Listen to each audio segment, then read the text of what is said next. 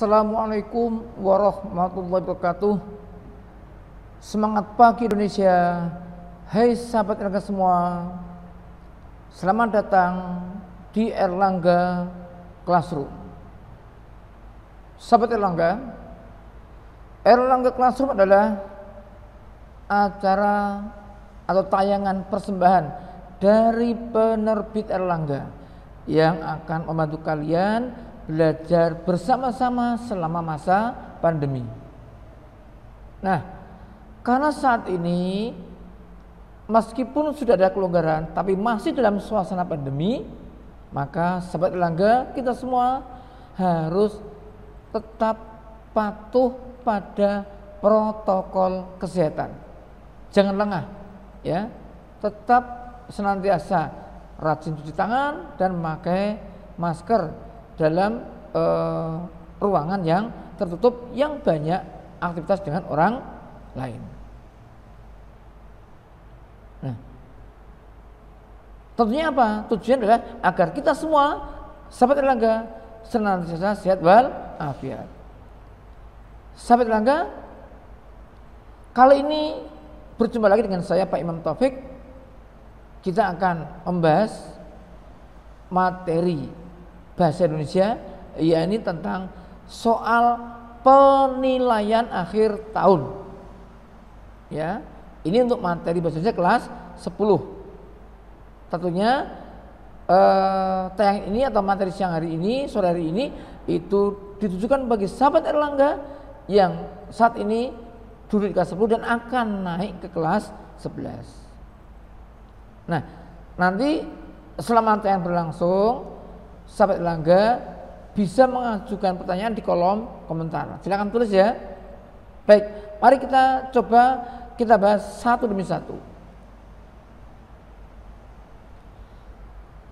Soal pertama adalah tentang teks negosiasi. Kita lihat sahabat Erlangga. Bunyi dialognya sebagai berikut. Assalamualaikum Bapak-bapak dan ibu-ibu, selamat siang semuanya. Sebelumnya kami mohon maaf jika kedatangan kami ini mengganggu kenyamanan bapak dan ibu. Kata warga atau jawab warga, Waalaikumsalam warahmatullahi wabarakatuh. Selamat siang bapak-bapak petugas. Kata petugas lagi, bapak-bapak dan ibu-ibu serta saudara-saudara semua, tentu bapak-bapak dan ibu-ibu tahu maksud kedatangan kami bukan? Tahu Pak? Jawab warga satu. Warga kedua, ya kami tahu Pak. Kata petugas, nah jika bapak-bapak dan ibu-ibu sudah tahu, sekarang saya mau tanya, kenapa bapak dan ibu belum membongkar lapa-lapa ini? Kan sesuai perjanjian dulu, hari ini batas akhir bapak dan ibu membongkar lapa-lapa ini. Warga ketiga berkata, ya Pak, tapi rasanya kami belum siap. Warga empat menimpali, betul Pak, kami bingung kalau harus pindah dari sini. Loh, yang dibingungkan apanya? Kata petugas, kan bapak-bapak dan ibu-ibu malah akan dipindah ke tempat yang layak. Coba perhatikan tempat tinggal bapak dan ibu. Maaf, kotor, kumuh dan dekat sungai.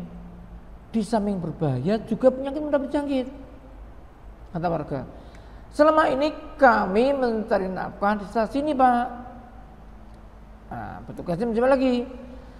Di rumah susun nanti bapak dan ibu juga bisa mencari nafkah di sini. Jarak dari sini tidak jauh. Bapak bisa naik BRT sekali jalan, sudah sampai. Bapak dan ibu juga bisa membuka usaha, misal warung kecil-kecilan atau apapun sesuai dengan keterampilan bapak dan ibu. Intinya bapak diuntungkan dengan kepindahan bapak ke tempat yang baru. Bagaimana bapak dan ibu semua? Setuju ya? Dipindah ke tempat yang baru? Warga kelima, intinya kami setuju Pak, tapi untuk yang terakhir kalinya kami minta tambahan waktu 2 minggu lagi buat beres-beres. Kata petugas, baik, kami berikan kesempatan lagi 2 minggu. Tapi harus ditepati ya, jangan mundur terus. Nanti bapak ibu sendiri yang rugi. Terakhir warga senang, Pak. Baik Pak, terima kasih atas pengertiannya. Nah, Sobat Erlangga, coba direnungkan, dipahami. Kira-kira petugas dan warga ini sedang menegosiasikan atau bernegosiasi tentang apa ya? Mudah ini ya, negosiasinya mudah. Ya ada kata lapak-lapak dan sebagainya. Ya, sekarang kita lihat soalnya ya. Hal apa yang dibahas dalam teks negosiasi tersebut? Apakah A, rencana pemindahan warga ke rumah susun? Apakah B, rencana pembongkaran lapak warga? Apakah C, kondisi kampung yang kotor, kumuh dan tidak sehat? Apakah D, suasana di rumah susun yang baru? Atau apakah E, warga menolak dipindahkan ke tempat yang baru? Kita lihat. Sobat Erlangga, dialog sejak awal tadi membahas masalah petugas yang membujuk bernegosiasi agar warga ini mau dipindah ke rumah susun. Karena apa? Karena tempat yang sekarang ditinggali warga itu kotor, kumuh, lapak-lapaknya juga dekat sungai, sehingga selain berbahaya juga mudah sakit. Sehingga kalau begitu jawabannya apa? Ya, jawabannya adalah yang A, rencana pemindahan warga ke rumah susun.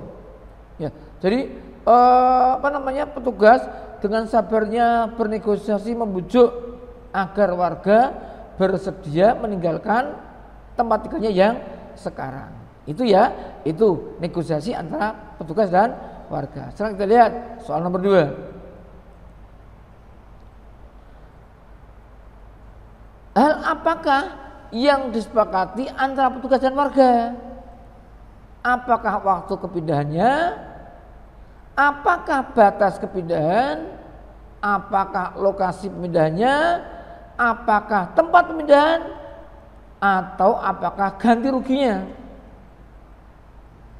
Sobat Erlangga, coba kita telusur ya. Tadi tidak membahas ganti rugi.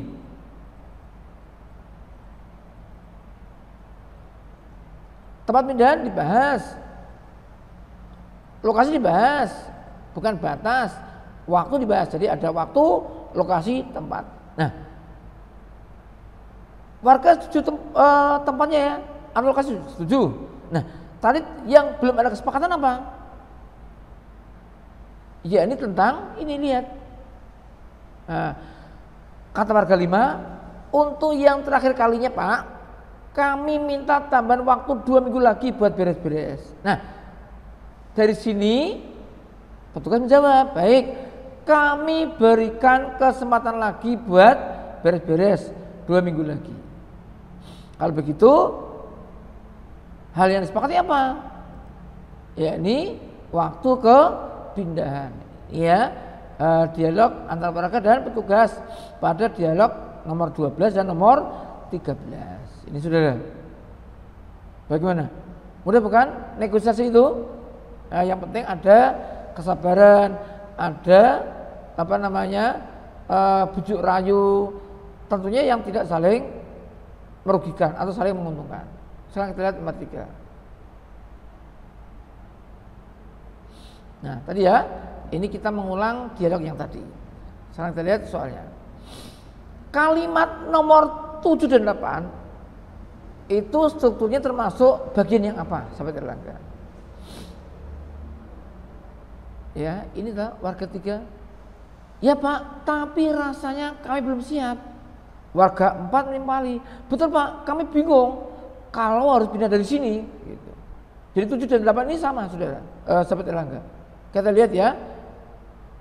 Apakah kalimat 7 dan 8 yang saya baca tadi termasuk bagian orientasi, pengajuan, penawaran, penerimaan, ataukah penolakan. Sahabat tetangga, apakah 7 dan 8 warga 3 dan 4 menolak? Tidak. Warga ini tidak menolak. Hanya warga seperti tadi pada soal kedua setuju, sepakat, hanya minta penambahan waktu. Itu ya. Apakah orientasi? Bukan. Orientasi itu pengenalan bagian awal tentu saja.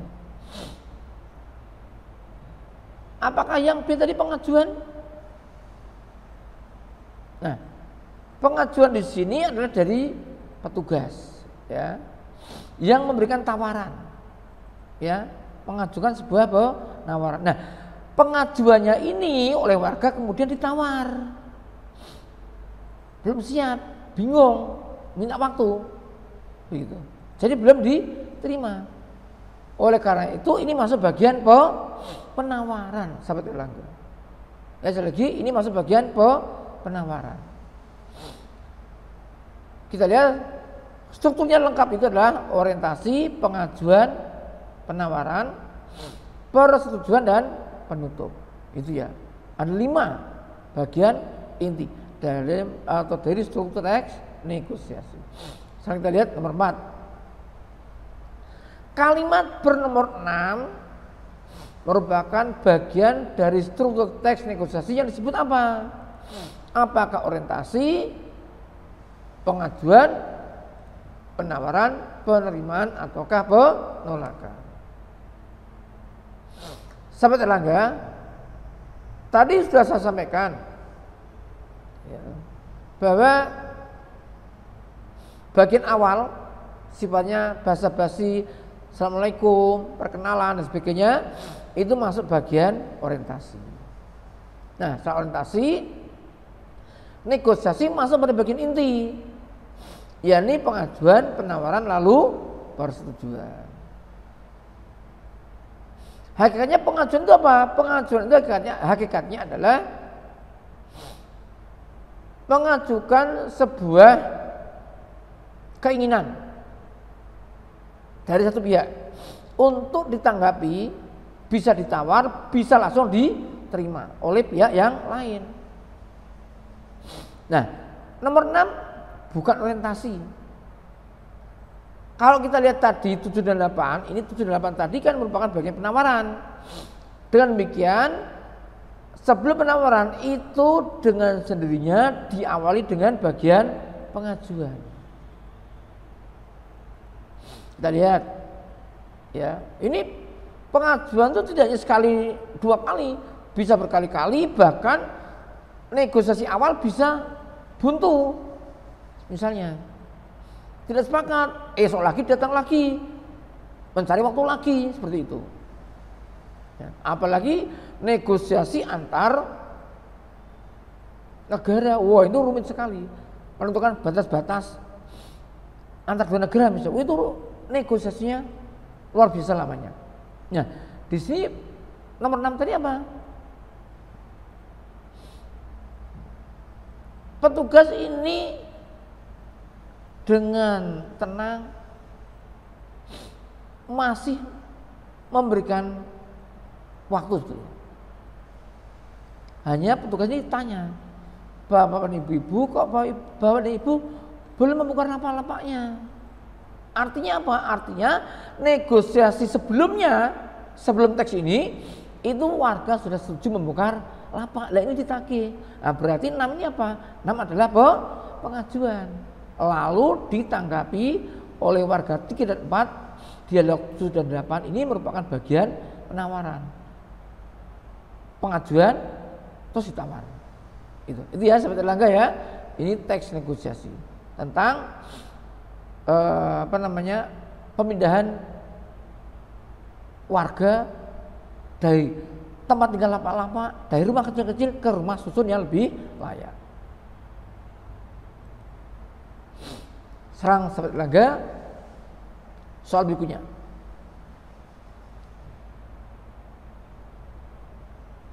Sahabat tetangga, kalau kita lihat ini, ada Jenderal Hugeng dan sebagainya. Ini adalah teks biografi. Kita lihat sosok tokoh yang namanya Jenderal Polisi Hugeng. Paragraf awal ya. Jenderal Polisi Hugeng adalah salah seorang yang pernah menjabat sebagai Kapolri. Namanya tidak asing bagi masyarakat Indonesia. Nama lengkapnya adalah Hugeng Imam Santoso. Beliau merupakan putra sulung dari pasangan Sukaryo Karyoatmojo dan Umi Kalsum. Beliau lahir pada 14 Oktober 21 di Kota Pekalongan. Meskipun berasal dari keluarga priayi, perilaku Hugeng kecil sama sekali tidak menunjukkan kesombongan. Bahkan ia banyak bergaul dengan anak dari lingkungan biasa. Hugeng sama sekali tidak pernah mempermasalahkan ningrat atau tidaknya seorang.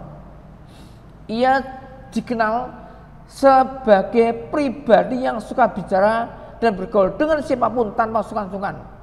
Tidak memedulikan ras atau bangsa. Selama menjabat, Hugeng dikenal sebagai pribadi yang jujur dan bersih. Ia tak mempan disuap dengan iming-iming apapun. Jenderal Hugeng berpendapat tugas polisi adalah mengayomi masyarakat, baik itu dari pangkat tertinggi sampai terendah. Oleh karena itu, Hugeng merasa tidak pernah malu untuk turun langsung ke lapangan, mengambil alih tugas polisi yang sedang tidak ada di tempat. Jika terjadi kemacetan, Hugeng tanpa ragu-ragu akan menjalankan tugas sebagai polisi lalu lintas. Dia terjun langsung. Kesehariannya Hugeng sosok yang disiplin. Dia tiba di Mabes Polri setiap hari sebelum pukul 7. Bahkan sebelum ke kantor, dia menyempatkan diri memantau situasi lalu lintas dan kesiapsiagaan aparat kepolisian. Bagaimana? Luar biasa bukan? Ini bagian kecil dari biografi Jenderal Hugeng Imam Santoso. Sekarang kita lihat soalnya ya, soal nomor 5. Hal apakah yang patut diteladani dari Jenderal Polisi Hugeng? Kecuali, nah, berarti yang tidak diteladani yang mana? Yang tidak patut diteladani, kita lihat. A. Jujur dan bersih. B. Tidak membeda-bedakan. C. Tidak sombong. D. Disiplin dan tegas. E. Bertugas sebagai polisi. Sahabat Erlangga, ada dua hal yang harus dibedakan dalam sebuah biografi, yakni keteladanan dan keistimewaan. Bedanya apa sahabat Erlangga? Keteladanan itu artinya sesuatu yang bisa dicontoh, harus bisa dicontoh oleh orang lain, oleh kita, termasuk kita, maksud saya. Sikap-sikap yang baik yang perlu dicontoh. Ada pula keistimewaan. Ini sesuatu yang tidak mungkin ditiru oleh orang lain. Seperti itu. Nah, kalau begitu yang patut diteladani apa? Nah, kita lihat jujur dan bersih. Betul ya? Ini dia tak mempan disuap dengan iming-iming apapun. Nah, berarti jujur bersih. Tidak membeda-bedakan, tidak sombong. Nah, tadi di paragraf awal ini ya. Selama kecilnya nggak pernah beda-bedakan, meskipun dia adalah golongan ningrat.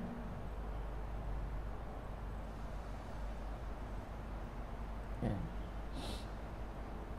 Disiplin tegas, iya.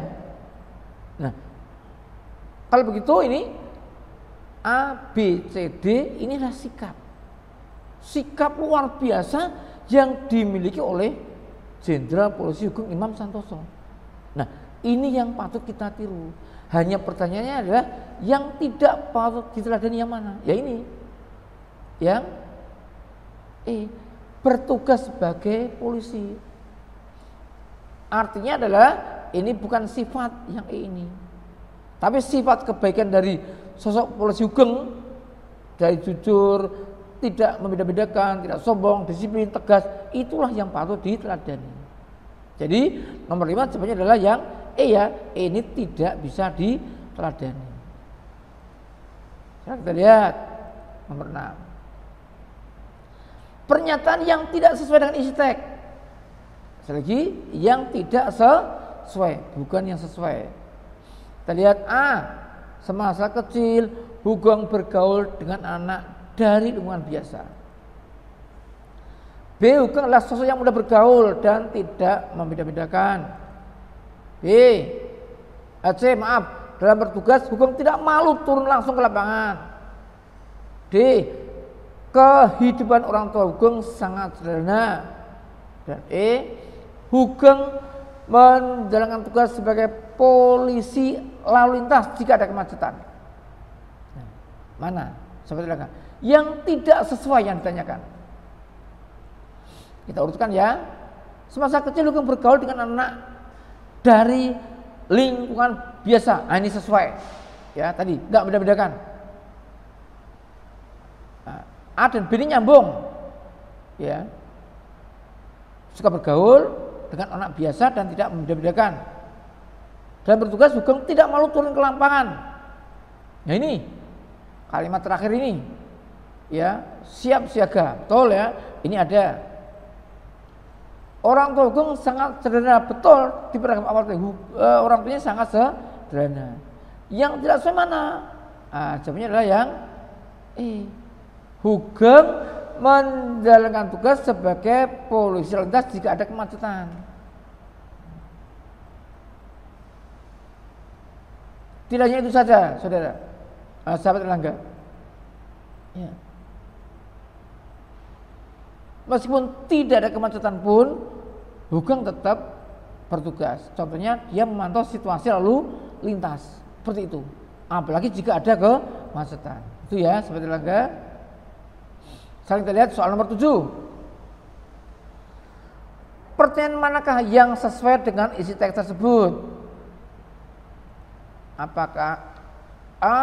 Di manakah Jenderal Hugeng bertempat tinggal? Apakah B. Bagaimana cara Hugeng mengatur lalu lintas? Apakah C. Apa yang dikenal pada diri Hugeng semasa masih aktif di kepolisian? Apakah D. Kapankah kemacetan terjadi sehingga Hugeng harus mengatur lalu lintas? Atau apakah E. Mengapa Hugeng dididik dalam keluarga yang disiplin? Gitu. Yang sesuai yang mana?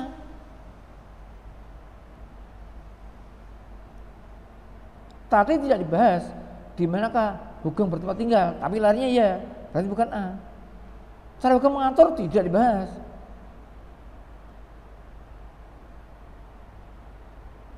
Apa yang dikenal pada Hugeng semasa aktif kepolisian?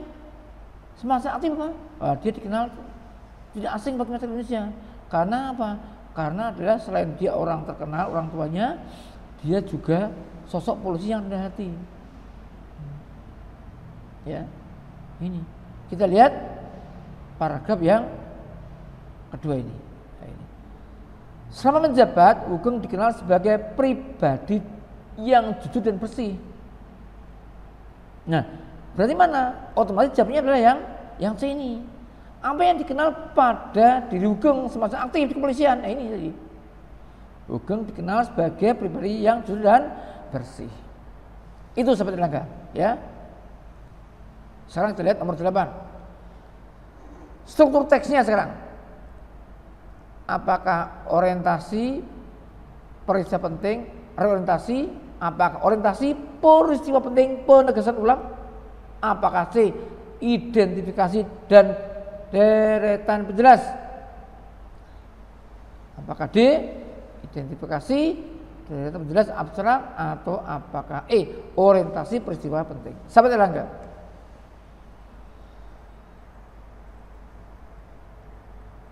teks biografi. Itu hanya orientasi peristiwa penting. Boleh pula ditutup dengan bagian penegasan ulang. Tapi di sini sahabat Erlangga yang ada adalah orientasi dan peristiwa penting. Orientasi itu bagian awal ketika dikenalkan sosok Ugeng. Peristiwa penting itu adalah peristiwa semasa Ugeng menjadi polisi, bertugas menjadi polisi, menjadi kapolri dan sebagainya. Ya. Jadi ini jawabannya adalah yang orientasi dan peristiwa penting. Tidak ada penegasan ulang, tidak ada reorientasi di sini. Gitu ya sahabat Erlangga ya. Baik, kita lihat sekarang nomor 9. Konjungsi yang menyatakan waktu. Pada kalimat mana? A. Bahkan ia banyak bergaul dengan anak dari lingkungan biasa. B. Karena itu ia seringkali berpindah-pindah rumah kontrakan. C. Hugeng mengenyam pendidikan dasarnya pada usia 6 tahun. Selama menjabat, Hugeng dikenal sebagai pribadi yang jujur dan bersih. E. Jika terjadi kemacetan, Hugeng menjalankan tugas sebagai polisi lalu lintas. Kita lihat sahabat Erlangga. A. Ini bahkan. B. Karena itu. Ya. C. Ini pada. Ini menunjukkan keterangan waktu. D. Konjungsinya selama. E. Jika. Sahabat Erlangga, konjungsi yang menyatakan waktu itu adalah konjungsi temporal. Saya ulangi, konjungsi yang menyatakan waktu itu adalah konjungsi temporal. Nah, di sini yang mana jawabannya? Ini adalah yang D. Selama, ketika, pada saat.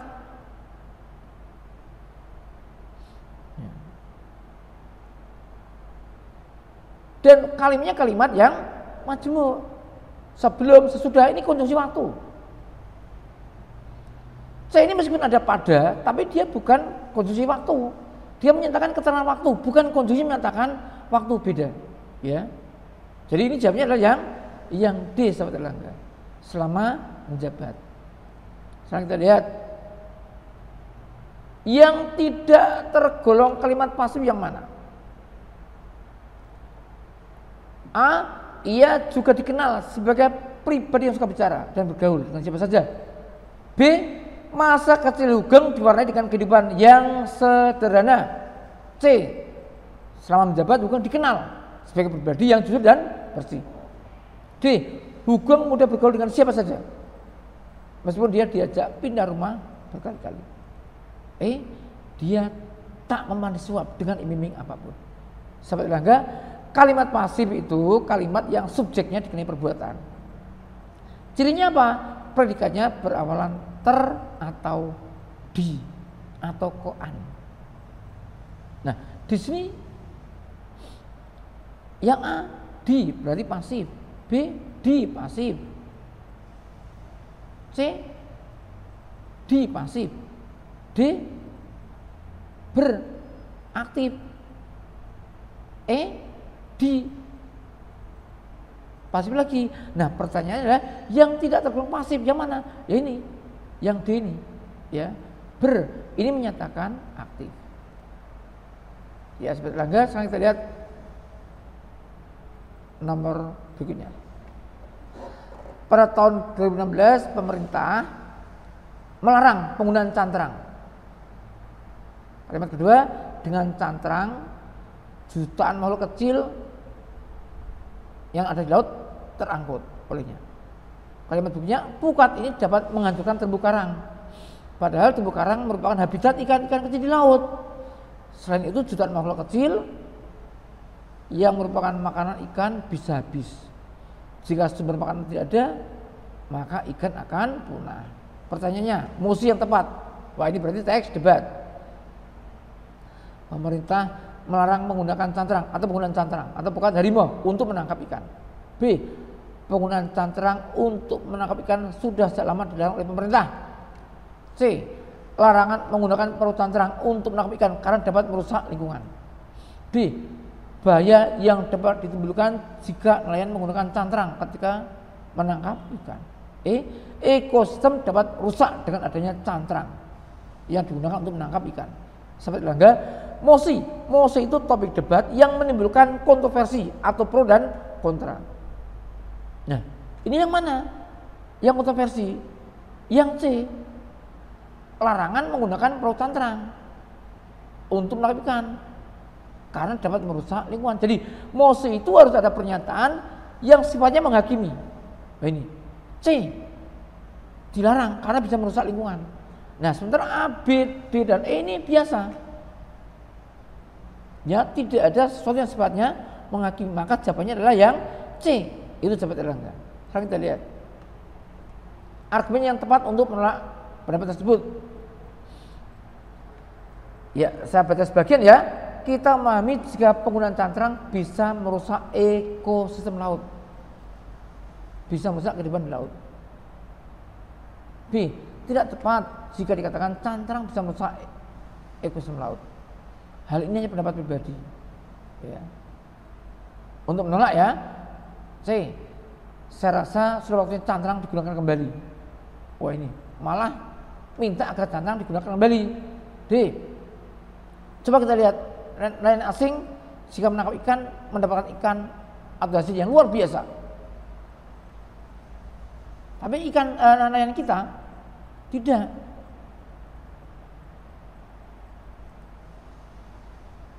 Ya saya tidak setuju dengan larangan cantrang.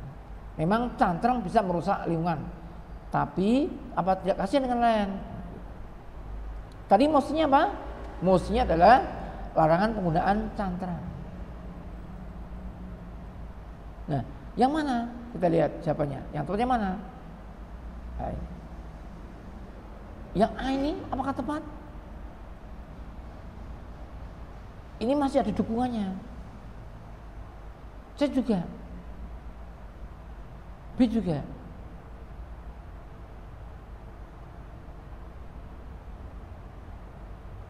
D? E? Nah, coba kita lihat. Kesannya kok seperti mendukung ya, bukan menolak semua. Coba perhatikan semua.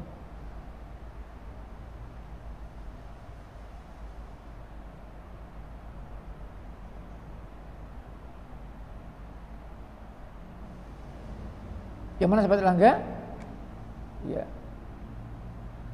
Tadi kan cantrang dilarang. Ya. Sekarang kita nolak. Menolaknya harus secara halus. Ini yang B. Tidak tepat jika cantrang bisa merusak. Itu pendapat mereka. Ya. Belum ada kajian katanya. Tapi sambil menunggu sebaiknya cantrang tetap diperbolehkan. Tadi kan larangan, ini menolak, tapi secara halus. Ini ya, seperti Erlangga. Yang lain itu adalah tidak menolak. Ya. Sekarang kita lihat soal tentang puisi. Baik. Gudang belakang judulnya. Gudang belakang berisi perabotan lawas yang tak terpakai dan diselimuti bersenti debu serta dihuni laba-laba.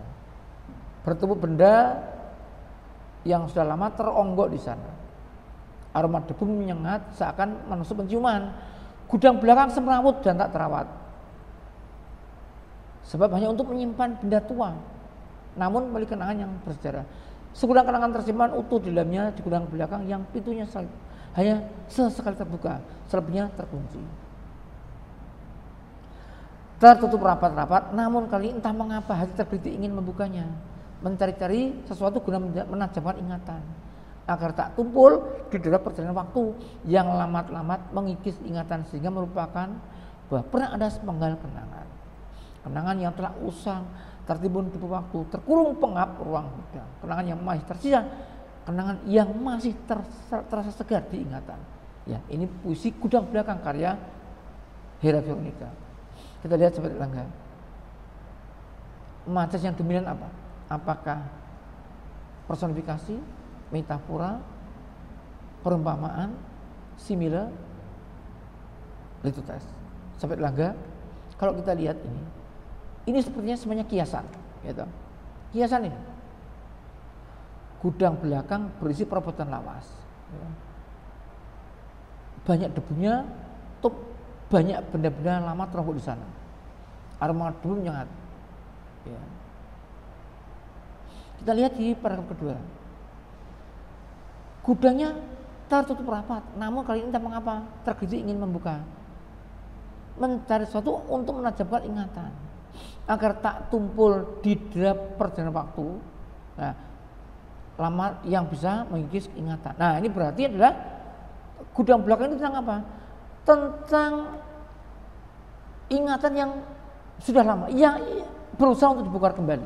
Nah, berarti semua ini merupakan apa? Personifikasi bukan. Personifikasi itu majas, pengorangan bukan. Ini adalah metafora. Contoh sederhana ya, ini merupakan pembanding. Ya. Contohnya, tertutup rapat-rapat. Wah, berarti memang kenangannya ini sudah ditutup. Ya. Berusaha ditutup. Ya. Di benak penulis ini banyak sesuatu, maka dikatakan banyak benda teronggok, banyak kenangan yang teronggok di sana. Maka ini adalah metafora. Berikutnya sebagai tangga,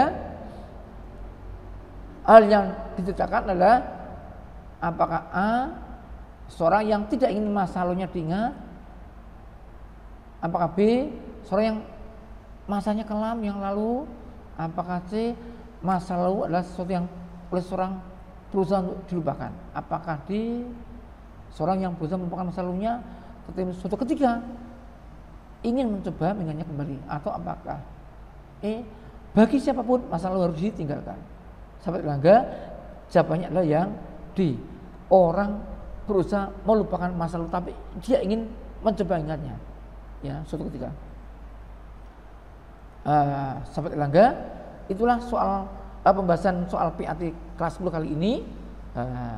Semoga bermanfaat bagi sahabat Erlangga. Semoga bermanfaat bagi kita semua sahabat Erlangga. Ya. Untuk itu sebelum saya akhiri, jangan lupa like dan subscribe. Ya. Tetap pada tayangan Erlangga. Dan sahabat Erlangga, setiap ada tayangan jangan lupa selalu sampaikan ke teman-teman yang lain agar banyak yang mendapatkan ilmu. Ya, banyak mendapatkan ilmu yang bermanfaat. Baik sahabat Erlangga, kita akhiri. Assalamualaikum warahmatullahi wabarakatuh.